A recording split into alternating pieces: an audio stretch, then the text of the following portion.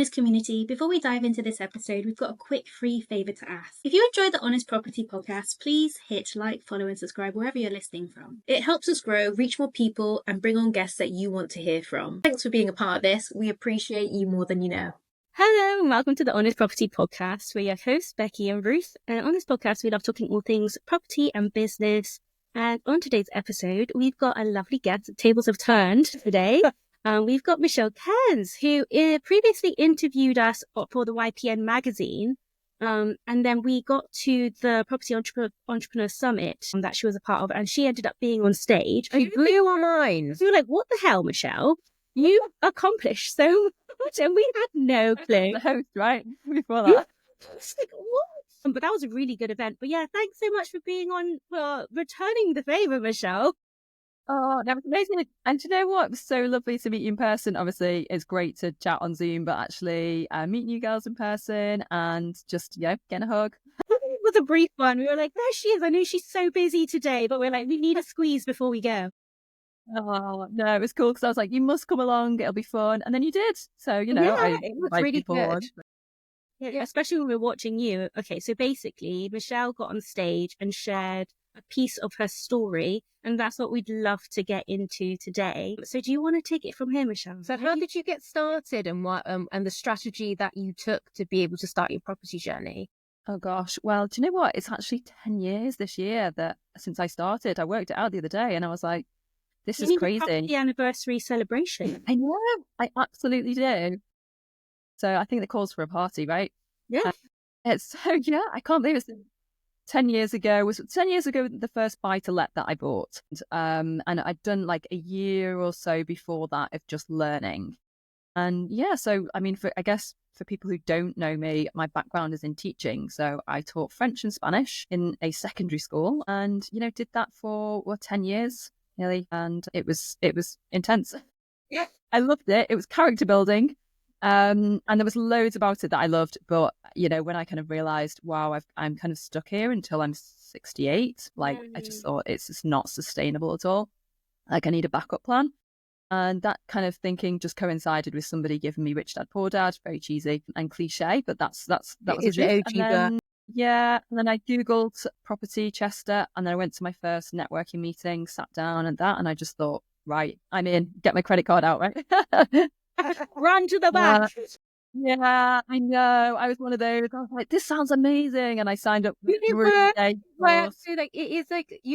It got me to where I am, I did that 3-day course and then it was brilliant, right? The trainers were great. Can't fault them. I learned a lot. And still to this day, I'm sure I use things that I learned from that weekend. But I realized that it was one piece in a very big puzzle. So it was actually on, I think it was like deal packaging or something. And I was like, oh, well, where do you find the deals? And they're like, oh, that's another course. I was like, okay, where do you get the funding from? Oh, that's another course as well.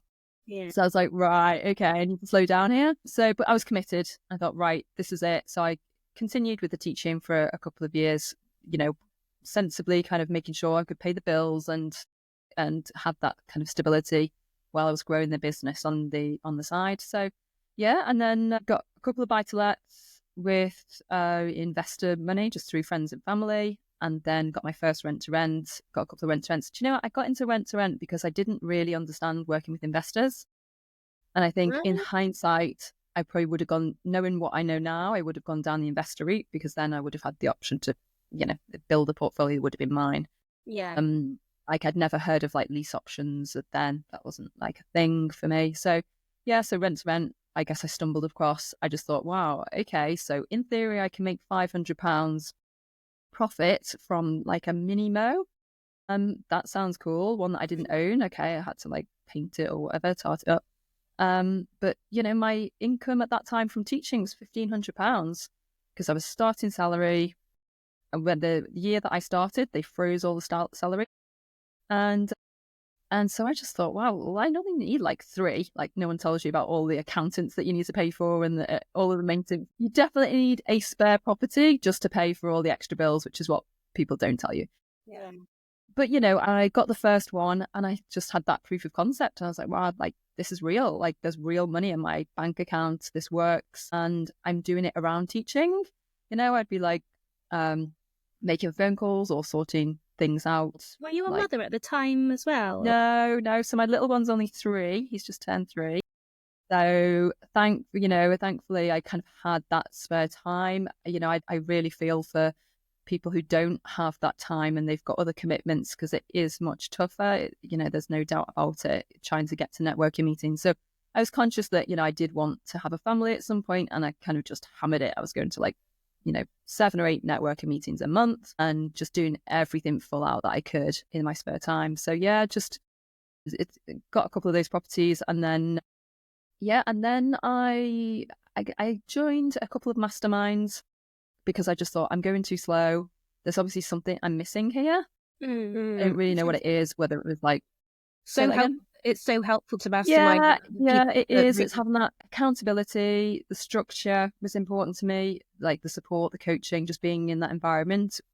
Because, as you know, it's keeps the urgency going. It can make you kind of stagnate a bit when you don't have people around you that are... isn't it? Yeah, you're just thinking, well, okay, is this the right deal and what should I do? And actually just being in a room full of everyone else doing it and then seeing them every month, connecting with them and seeing everyone else's success as well. Mm-hmm. You get that kind of proof of concept on steroids. Was your partner a big part of it with you? No, so we've been together 6 years now. So so it's the beginning.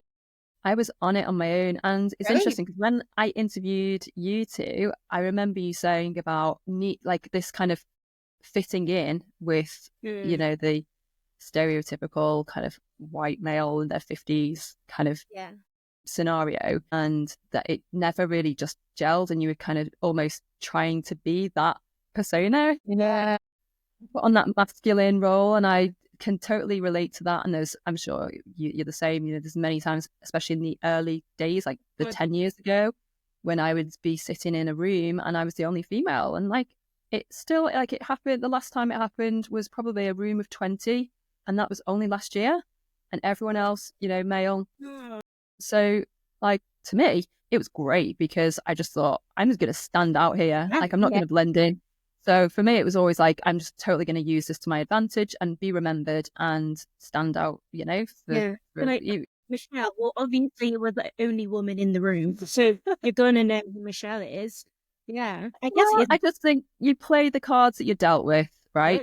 And that's it. And everyone's dealt with different cards, and everyone's got their own kind of experience and background and resources and skills, and you just have to use whatever you've got to your advantage. And that's what I did. Yeah. So that was cool. So masterminds, great, loved them. They worked for me. Yes, ridiculously expensive. And if you talk to anybody that's in the outside world, you can't. I think you'd absolutely have lost your mind to pay that kind of money. But God, I've made that money back in one deal. When you put that much on the line, because we did a course and we did 3 course mentorship, but we were there was so much more pressure to make sure you make that money. Yeah, the urgency's there. We believe not everything free means good. Just because certain things are free doesn't mean it's good. It's going to be forever good value. Sometimes you do have to pay for knowledge to be able to, because then it's the urgency to apply it. Yeah, and the access to people who've gone and done it, so you can take advice directly from the horse's mouth, is, I think, the most valuable thing. Because you can get you can go online and go on YouTube or whatever and find a book or something, and that's going to cost next to nothing for the essential information. But what you need is the fire and motivation, and that's what you pay for. Well, that is it, yeah. And there's this great quote, and it's if information was the answer, we'd all be millionaires with ripped abs, right? So there's something missing there, right? We've got all the information that we need, and I always tell people, we run our own training programs, and I say, you don't need the information. You can get that out there, and everyone's saying the same thing. So when you're working with people, you really want to look at what are they bringing that's different that you just can't get off YouTube. And a lot of it is around like how they package the information up. Like, do you trust that person? You know, have they got the experience? Have they got the contacts? Have they got what it is you need? And yeah, just having the accountability, the support group, structure, all of those things, I think is and what you're building a paying business for, really. relationship as well. So it's like accountability. We are in an age where there is so much information, which is amazing, but then it means you have to sift through so much of it. It's too overwhelming. Like, yeah, I think, for people starting out now, like, I think certainly I kind of stumbled into it, but it's kind of everywhere. You just kind of see all of this stuff everywhere. So you don't know who to trust and who to go to. So yeah, having just one point of contact and you think, okay, this person can answer my questions, like, you're just going to fast track what you're doing. So yeah. And unfortunately, that does come with a price, but we do believe you get what you pay for. And you're leveraging off of their experience. Like, they should be paid. Well, they should be paid. If they've spent Exactly. too much money on their own education, there should be, thousands. Yeah. Yeah, it's a fraction. Like, you're getting so much value, really, in return. And I would say to people, how much do you expect to make from, property, whether that's the cash flow or the long-term capital growth? And, like, the idea, thousands, hundreds of thousands. And like, okay, but you want it for free? Yeah. Well, it didn't come free to us. No, it did not. But it's eye-watering how much it cost before. That's also because there wasn't as much options, I think. Yeah, exactly. Yeah. And there's great options for people now, like much more affordable than it was back then. So you certainly don't need to be paying like 20, 30K to get trained. Like, there's much easier ways to, I don't know, you girls do your own as well. So yeah, so Mastermind. And then, so I've kind of done a lot of education, and I suppose, like, coming from like a teacher background, I was like kind of, geeky one at the front, like, hands up, what about this? What about this? So I've always valued education. And as a linguist as well, I'm always kind of looking for that language around it. So when I started out, I was like, I need to learn the language of property. What are all these acronyms? What are all these phrases that people use? And look at the perspective, like, what's the jargon? What's the dictionary in property? Because then once you understand that language, you can have conversations at a different level, because people don't realize that you're probably as early on as you are. You can have, and also it gives you that confidence. If you're talking to a joint venture partner or you're talking to an agent, you're talking in their language, and then that it does kind of build that trust, and you can get better deals, right? So I was going to say, as a side note, you can definitely tell when, just from experience in the past, when I've met somebody who might be underestimating ourselves. Maybe they've just got a first impression sort of perspective of us, but they're trying to give us unsolicited advice about property. But it did happen at the landlord event, actually, sorry. But the words they were using, I was like, this is very basic level, like, property language. And it really sticks out. It really stands out. And I think if anything, it made us feel all the more confident in our own knowledge and our own experience. Yeah. But then it did make us question, do we look like we obviously need to be wearing a suit or something to look a little bit more presentable so that we could be taken seriously? Well, taken seriously by people you're probably not bothered about taking seriously about. So it's one of those, it's attracting your tribe as well, isn't it? Yeah. And, you're always going to appeal to some people and not to others. And, Yeah. But I think the space is diversifying so much. Actually, at that landlord event that we saw you hosting, there was loads of different types of people there. It was amazing. I say it was at the Entrepreneurs Summit. Yeah. So because we had both entrepreneurs and property professionals in the room. Because it's not everyone who invests into property like we do. We came from we're in a completely different business, and we're investing in property. And it really does go in hand, having a business, whether it's a property business and investing. So it was such a great event to be able to bring entrepreneurs from all different spectrums who also invest. I thought it was like perfect. Yeah, it's really refreshing. We like that. So there we go. So so going back to education, like loving education. So I've kind of collected all of these different ways of looking at deals and understanding about property. So I've kind of fallen into this, people say like, what's your strategy? And like my strategy, as I said on stage, is like making money, right? If it makes money, like why wouldn't you do it, right? And I get the value of focusing on one course until successful and all of that. And I get the value in that as well. For me, I like the fact that I've got a diverse portfolio. So there's lots of different types of structures, deals, and, I've got some single lets, I've got some HMOs. Do you need service accommodation? Yeah. Like, I think it is great. It's a great strategy. It's just, I've not needed to do that because I've had enough income coming through the current portfolio. And I guess I think it's great if you want to grow a service accommodation portfolio and you want to scale up and you want to have that as a business. And that wasn't for me. So I kind of reached that point where I could get myself out of the day job, and then I worked with YPN. So I kind of went down a different route. So so like I just like really enjoy that education piece of understanding what's possible. So when you have a conversation with a vendor or an agent, you're finding out about the situation and then you're coming up with a solution. And if it works, great. And if it doesn't, fine. But oftentimes the solution is something that they've never thought about and no one else has presented to them.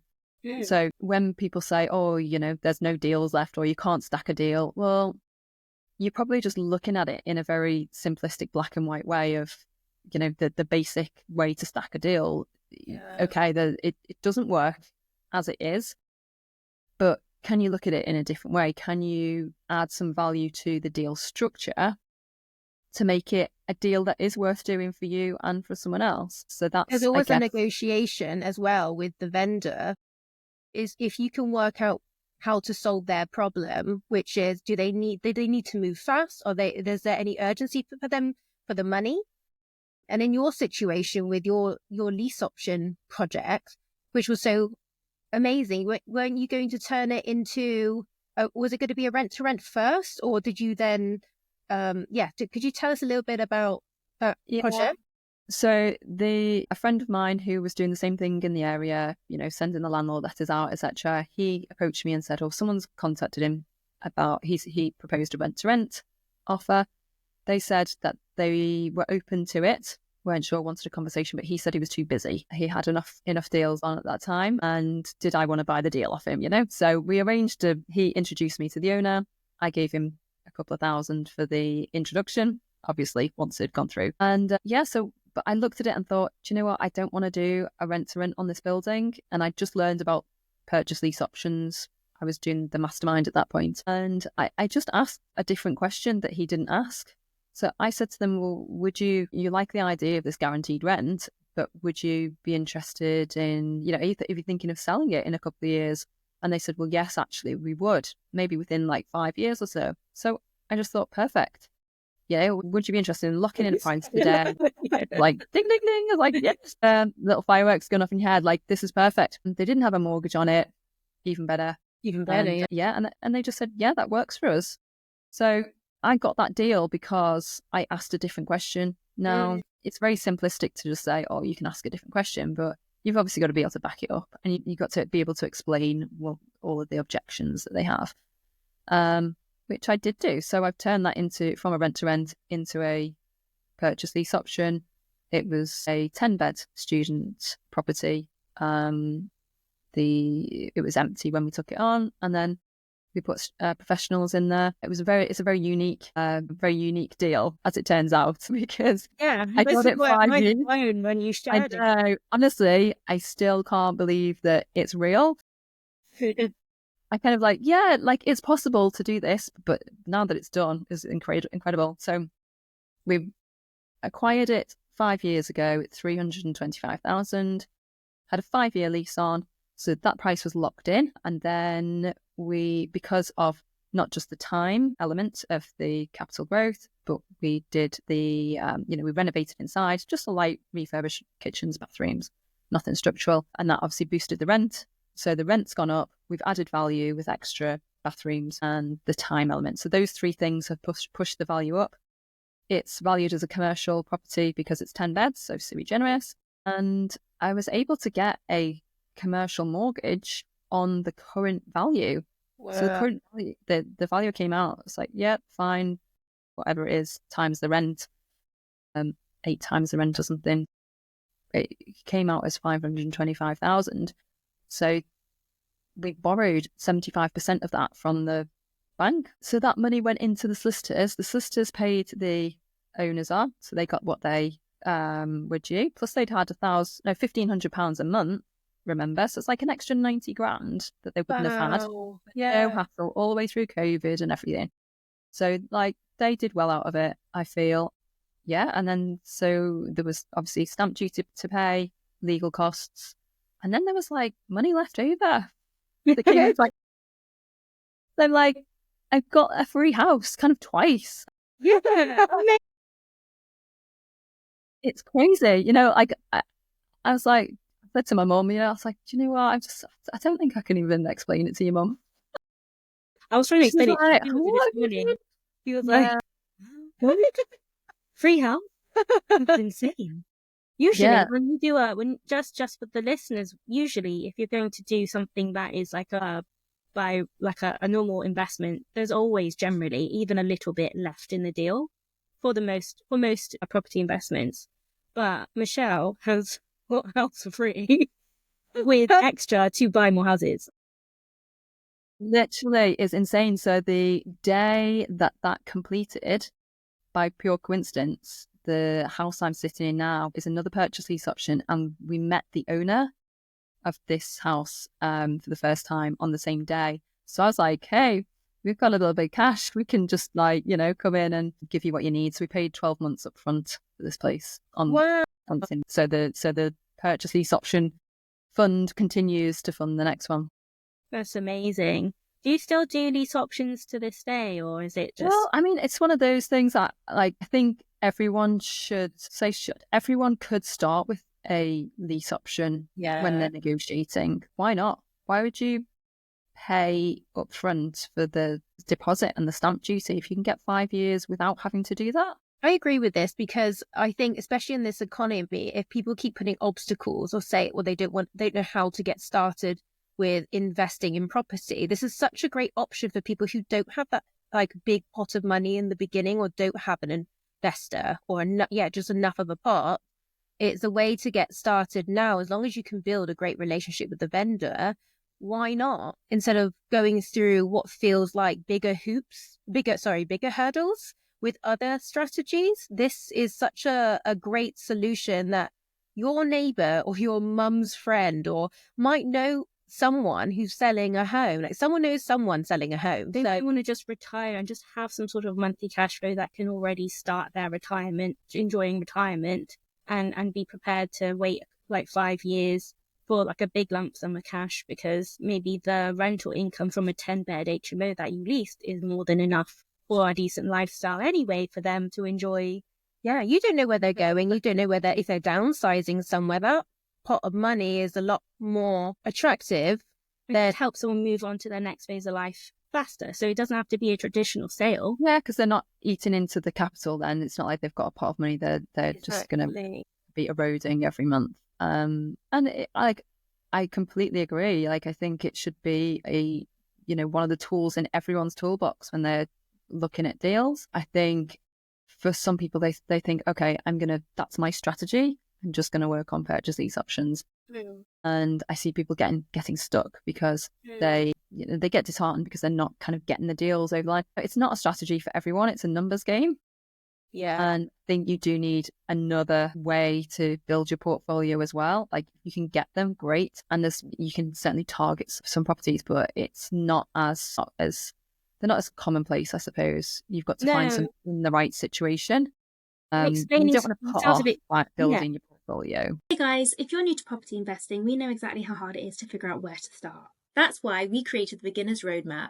It's your guide to mastering the fundamentals so that you can move forward with clarity and confidence. Plus, you'll gain access to our free community for ongoing support. Just hit the link in the show notes. Now, let's jump back into this episode. Yeah, and I think it's difficult sometimes it's a difficult concept to explain to most vendors. Like there'll be some that can grasp it a lot easier than others. But I would say even, explaining it to my partner this morning, or just any other person, it would be a bit like, that sounds a bit complicated. Why don't you just do like a basic sale? Yeah. And keep it simple. But I think we're very much on our BRR, just focusing on a buy to lets. But I think it's really good to know all the options available to you, and then when an opportunity arises where it makes sense, like a lease option, which is not as common to come across, you can take advantage of it when it's in front of you, because you already know how. Yeah, Definitely.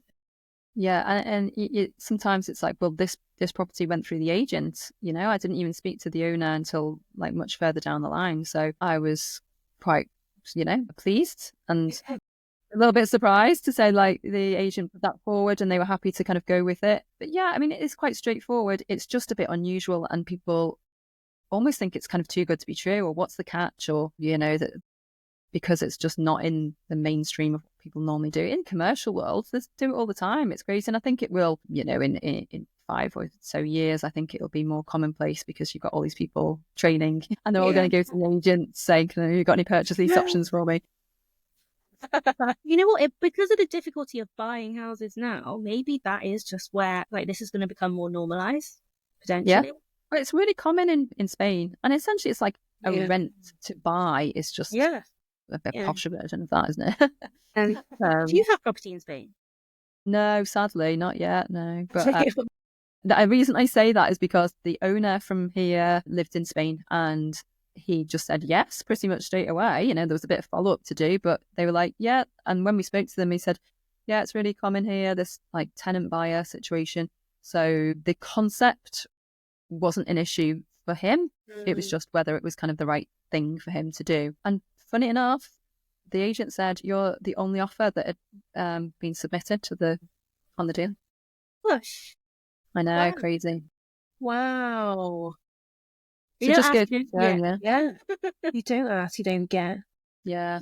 Where are you going to keep to? So your strategies right now are rent to rent, your buy to let. No, don't do any rent to rent. Kind of did a couple to get me out of teaching, and then that was it. And then I realised, I need to be buying these properties. So yeah, I've got a couple of purchase lease options, and I went down the joint venture route as well. So how was your experience with joint venturing? And knowing what I know now, really lucky. Yeah, I think it can be fraught, can't it? I was, definitely. I've got a couple of joint venture partners. Been very lucky with them, and I've got one partner. He ran the very first meeting that I went to.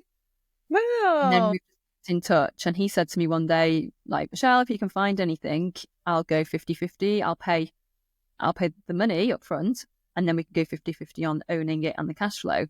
And I was like, really?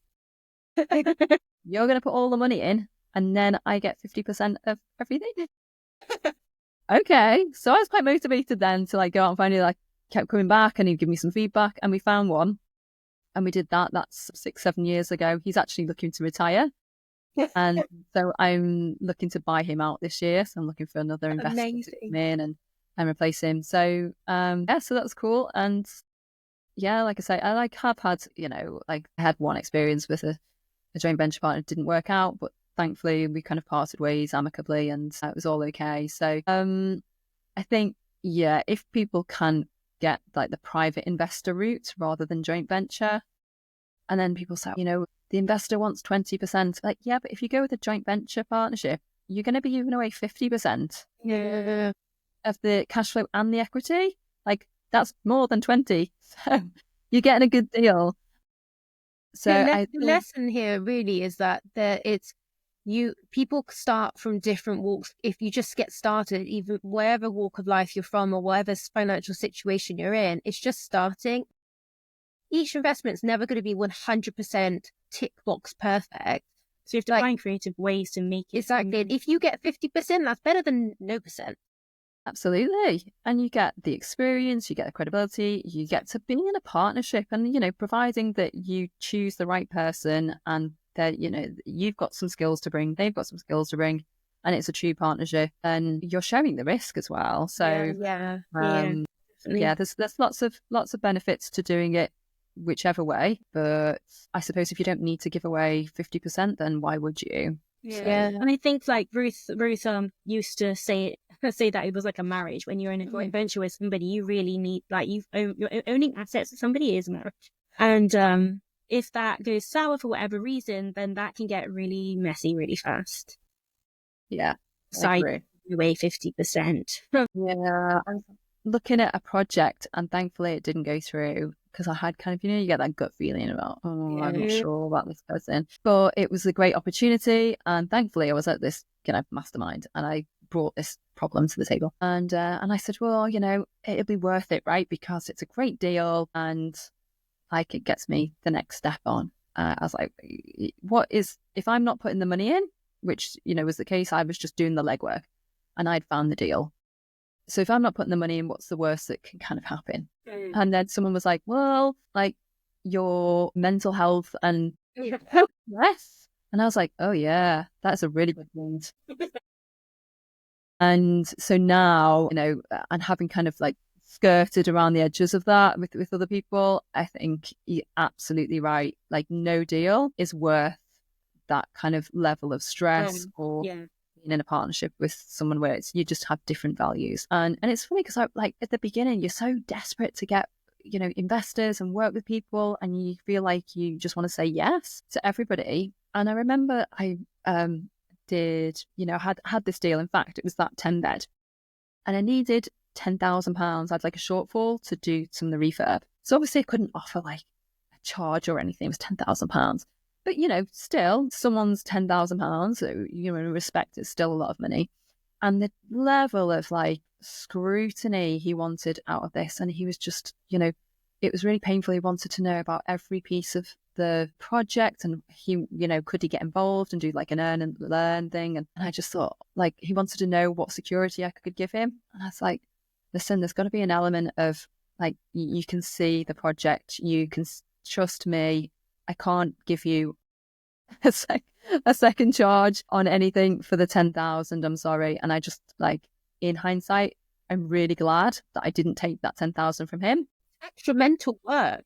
Yeah, it was hard work. So I think like when you're looking to work with people, like it shouldn't be like frictious. It shouldn't get that like bad feeling in your stomach. It should be okay. Like you want to work with that person. There's mutual respect, mutual trust. Yeah. And then you're wasting time convincing somebody who shouldn't have been convincing in the first place. And you know what happened? I said no to that guy, and then I put something on LinkedIn saying I had an opportunity, and I had another investor from Germany who I'd never met, and he was like, I really like what you're doing.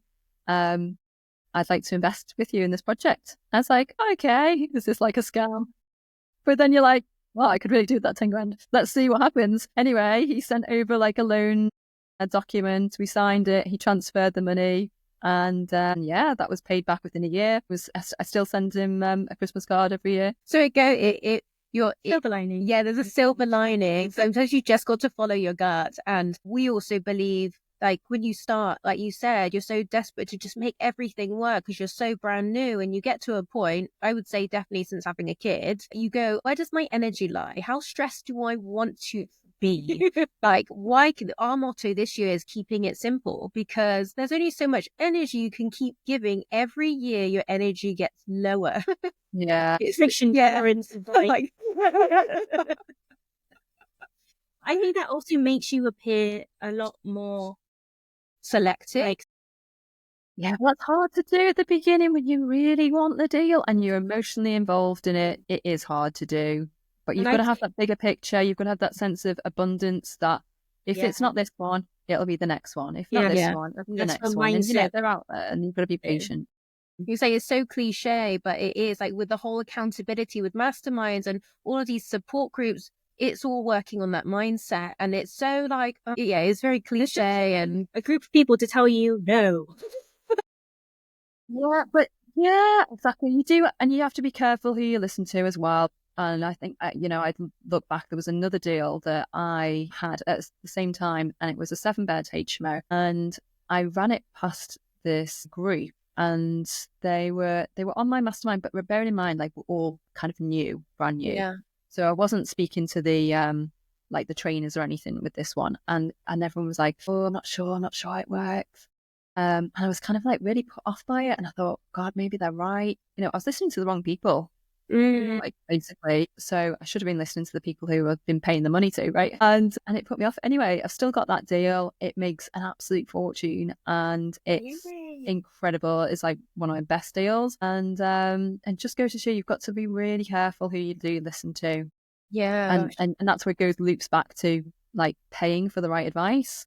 And that's a good point as well. Even if you're in a mastermind, there may be people who are steps behind or steps ahead. So whoever is in that group, take advice from the person in that group. That is where you want to go. Exactly. It's fine to, like, share the journey with people, but just be careful who you take the advice from. Yeah, because people are naturally going to want to help and suggest. Yeah, they all meant well. But it's also just take a grain, like the right grains from that piece of knowledge, and then apply it. Oh my gosh. So you're working with YPN as well. So how did that come about? So are you really enjoying it? Well, fun enough, I came through a mastermind. So I did this all roads lead to the mastermind, people. I did a mastermind, and I think there's supposed to be 10 people, and then, a few people, like, didn't turn up. So there's maybe like 6 of us for the whole year, very small group. And I'm still friends with, like I would say really good friends with one of them. And then there was another couple on that, and that was Jane, who's the editor for the magazine. And so I met her through that. I guess that's like 6-7 years ago now. And she just said, "Oh, we need someone to do some of our interviews. Would you be interested? Think you'd be, really good." So I just said, "Yeah, sure, I'll do something, let's have a look, see what it's like." Kind of like teaching, isn't it, in a way? So I remember, like, the first webinar that I had was with, Dan Hill? Yeah. Really successful. So I was like, oh my God, the first one, I'm with Dan Hill, and I blocked out the whole day in my diary. I was like, needed to, like, prep, and, like, didn't want any distractions, and yeah, so I did that one. That was like 6 years ago now, and then I've just kind of slowly taken over, I guess. No, you know what, it's been fun, and I've just fallen into this role of, like, front client facing, and I enjoy it. I get paid for it, and it ticks all the boxes, really. A lot of natural connections from it. Exactly. You learn a lot from those individual conversations. So much. Like, it's great because, first of all, I can pick a lot of the people who I interview, and I just get to ask them any question I want, and I can just say, so if somebody's really new and they want to know this thing, like, totally, right? So I do try and look at it from the people who are listening, but it's great because I can ask them anything I want. So I feel like I've got a very kind of colourful education of property. My own portfolio, I've got, like, I never know how to, like, describe it, like 10 physical properties. Like, one of them's like a 5 flats and the other one's 4 flats. So I'm never sure if it's like, is that 5 properties or is that 1 property? And 40 tenants, Anyway, so, but I haven't done, like, mega developments and, big deals. It's, kind of, like, mostly kind of simple stuff. You think you would in the future? Because we never say never to anything, but never say never. It's also the stress relative. Yeah, there is the stress. I'm sure you're saying I'm at a point where I don't want to risk anything. So I wouldn't want to kind of put, like, a personal guarantee on anything in terms of, like, where I could potentially lose. I know you've got limited companies and all of that, but do you think that's also personally, because for me, because I have a young child and who, hopefully, touch wood, I might want another, and I trying to see it as, like, this is a season of my life that I'm not ready to take bigger risks, then kind of stick with keeping things simple, but growing, I don't know what the word is, but slowly until my children are maybe at school, I don't know, just to feel like I've got that time back to really give my all. Yeah, do you know, like, I've, like, absolutely slogged the last 10 years. And it's been like, the sacrifice of not doing things, and all the holidays I didn't go out, and all the upgrades I didn't do, and all of the time that I've sacrificed with friends and family, certainly, during the early stages, and now we've got the little one. So I am so fiercely precious of having achieved this, financial freedom, but the choice about whether I go to work or not. That's the most important thing for me. And I don't really want the stress of doing like a huge deal. Like, yes, it's really exciting to do that. But now I think, if I'm thinking that this is exciting, I need to think twice.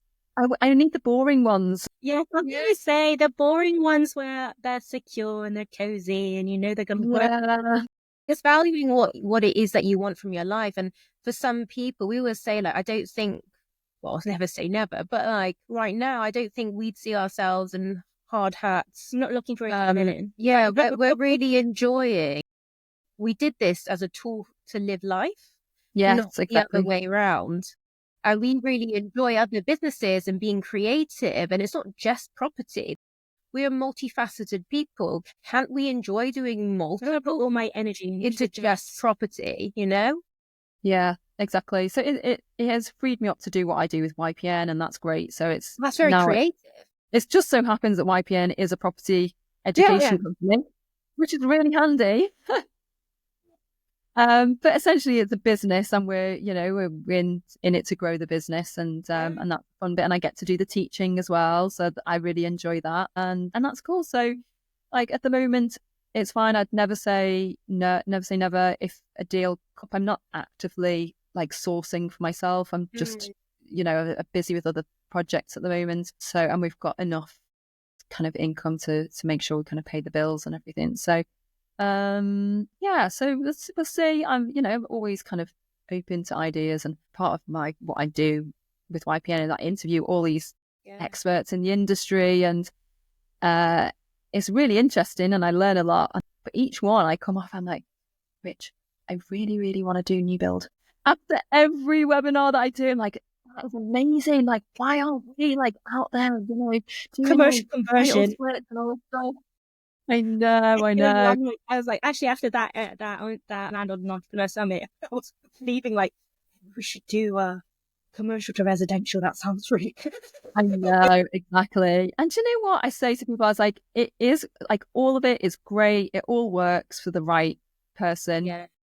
But you've got to kind of weigh up the kind of periphery fit that goes in, and the risk, going and all back these to how you want your life to look like. And is whoever is doing those projects, are they living the life that you are wanting? This is a really weird thing to compare it to, but it's like looking at somebody who's in great physical shape, and you're like, I want to be like that. Top physique. But what's required every day? Do you really want to do that every day? Yeah, exactly. We can aspire to have a bit of it, can't we? And that's it. And it's just working out as well what this phrase kind of like, when is enough enough? I think as long as you're not risking everything that you've built, and it is a deal that kind of ticks the boxes for you, then fine. Like, why not? If we came across a deal, we get deals sent to us all the time, and if it works, great. I mean, someone sent one to me the other day, and bless her, it's great. It was grade 2 listed, big commercial that needed planning permission and converting into residential. Like, the thought of doing that, a lot of hurdles already. Yeah, like I'm sure the GDV was there, and I'm sure it all stacked up, but just like, no. Some people love it, and like that works for them, doesn't it? And I just think, just get into different energy phases of your life. Yeah, but anything that makes sense and is not too much effort, then great. Yeah, and I think, but we can only say this because we've put all of that effort in the beginning. Yeah, we've done it all. Yeah. So maybe there was an easy way. Maybe we could have just gone in with the no effort ones up front. Yeah, I think it's worth highlighting as well that just like on social media, it constantly looks like there can be a lot of pressure. I think we did a post on this recently, but there's a lot of pressure, especially if you're in the property world, that as an investor, you need to be like having all these stacked deals, like every other month, but it doesn't always look like that for everyone. And sometimes not every investor wants to have like a huge, keep scaling their portfolio. That's why people Pick up a smaller one that's actually very effective. Yeah, and then they're happy to pass on other deals to other people so that they can grow theirs. It's not every investor wants to take every deal for themselves because they're actually happy with what they have. Yeah, it's very true. You like work with people. Like I say, a couple of my deals have come from other investors that have just been too busy and they've passed it on to me. So it's that proximity is power. You make sure that you're hanging around the right people because that's where you're going to get the opportunities. Yeah. So thanks so much. Oh, I really enjoyed this conversation. Our chat. You've got a couple of resources for our listeners. Yeah, for your listeners, your audience. So I've got through YPN. Obviously, we've got the YPN Plus now, which is really exciting. 16 years, everyone's known YPN as the magazine. And we've got YPN Plus, which is you get the magazine included and you get every Monday, we've got a live session because we wanted to make it more interactive. Mm-hmm. So it's just easy to kind of get the magazine that sits on the shelf and you think, okay, I'll get around to that. But we want to make it so that we can interact with you and you can interact with us. So every Monday we've got a session. We've got Money Monday, which is tax and finance. And then we've got a networking session with Jackie Tomes. And then we've got a deal clinic where you can pitch your deal and get feedback on a deal with John Howard. That's so useful. Yeah, so good. And then we've got the coaching session with Simon Zucci. So it's pretty cool. And I'm happy to give your listeners a 30-day, like 1 month free trial. That's really valuable. Yeah, it's cool. Try it out. Come and join us. See what it's all about. And also that includes a buy, refurbish, refinance training as well, which is absolutely really, really valuable. So if anyone's interested in that, then the link will be in the show notes. Also, I've got a free quiz that I will give for you guys, and it is a quiz I developed because what I noticed through my own experience and through working with YPN, that like the main question that just stood out was everyone was saying, what should I do? Which strategy should I do? And I realized that they were asking the wrong question, that they needed to ask, what do I want to achieve? And like what resources I got. So I made this quiz and it basically says, okay, well, I've got this amount of time, like this funds, this is what I want, this is what I'm interested in. And at the end it says you're best suited for like commercial or deal sourcing or whatever. That's so quite useful. Yeah, so we'll put a link in the show notes as well. And if anyone wants to connect, like of course I'm on all the socials. I'm kind of most active on Instagram and Facebook these days, although it is my New Year's resolution to make more effort on LinkedIn. So I'm trying there as well. I only just signed up to LinkedIn because everyone's like, you should be on LinkedIn. I was like, do I? I don't know why. I know, but it's a thing to do. So I'm going to do that. Yeah, but you got an investor lead from it, so that it's definitely exactly. Yeah, I should be more motivated. It works. So yeah, but do connect with me and let me know that you've come from this podcast, because you know what it's like. You get bombarded with like randoms, so it's nice to actually know that people out there. And have a listen to YPN podcast as well. Michelle hosts it. It is very valuable. It's so good. So you'll listen to some really amazing other people who are at the top of the industry. So much from them. So yeah, we'll put your link on for when I interviewed you, and do that. Yeah. So we'll put the links for everything just mentioned in the show notes wherever they are. And thank you so much. Thank you, Michelle. It's so nice. It's been fun. Yeah, hopefully we'll see you in person again sometime this year. Well, yeah, the date for the next Property and Entrepreneur Summit is the 24th of June. Oh, so not far. I know, yeah. So make sure you're there. Yeah, great. Thank you so much, Michelle. Bye. See you then. Bye.